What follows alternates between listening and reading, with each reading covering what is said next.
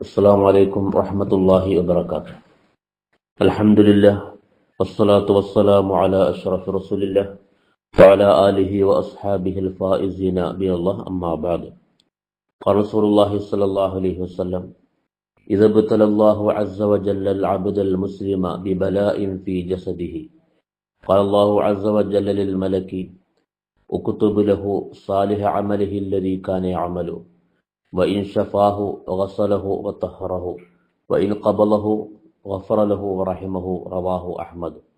മുത്തനബി സല്ലല്ലാഹു അലൈഹി വസല്ലം അരുളുന്നു: ഇദാ ബതലല്ലാഹു അസ്സ വജല്ല അൽ അബ്ദൽ മുസ്ലിമ ബിബലാഇൻ ഫീ ജസദിഹി, ഒരു മുസ്ലിമായ അടിമയെ, മനുഷ്യനെ അള്ളാഹു എന്തെങ്കിലും ബുദ്ധിമുട്ടുകൊണ്ട് അവന്റെ ശരീരത്തിൽ വല്ല പരീക്ഷണവും നടത്തിയാൽ, രോഗം കൊണ്ടോ അല്ലെങ്കിൽ മറ്റു വിപത്തുകളെ കൊണ്ടോ ഒരു മുഅ്മിനായ മനുഷ്യന് വല്ല വിപത്തും നേരിട്ടാൽ, ഖാലല്ലാഹു അസ്സ വജല്ല ലിൽ മലക്കി, നന്മത്തിന്മകൾ എഴുതുന്ന മലക്കിനോട് അള്ളാഹു പറയും: ഉക്തുബ് ലഹു സാലിഹ അമലിഹി അല്ലദീ കാന യഅമലു, അവൻ മുമ്പ് എന്തെല്ലാം സൽക്കർമ്മങ്ങൾ ചെയ്തിരുന്നുവോ അവകൾ മുഴുവനും നിങ്ങൾ ഇപ്പോഴും എഴുതിക്കൊണ്ടിരിക്കുക.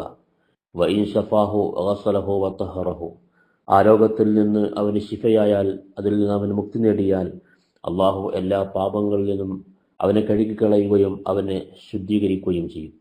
വഇൻ ഖബലഹു ഗഫറ ലഹു വറഹിമഹു, ആ രോഗത്തിൽ വെച്ചുകൊണ്ട് അവന്റെ റൂഹ് പിടിച്ചാൽ, അവൻ മരിച്ചാൽ, മരണപ്പെട്ടാൽ, അള്ളാഹു അവനോട് കരുണ ചെയ്യുകയും അവന്റെ പാപങ്ങൾ പുറത്തു കൊടുക്കുകയും ചെയ്യും എന്ന് മുത്തനബി സല്ലല്ലാഹു അലൈഹി വസല്ലം പറഞ്ഞു.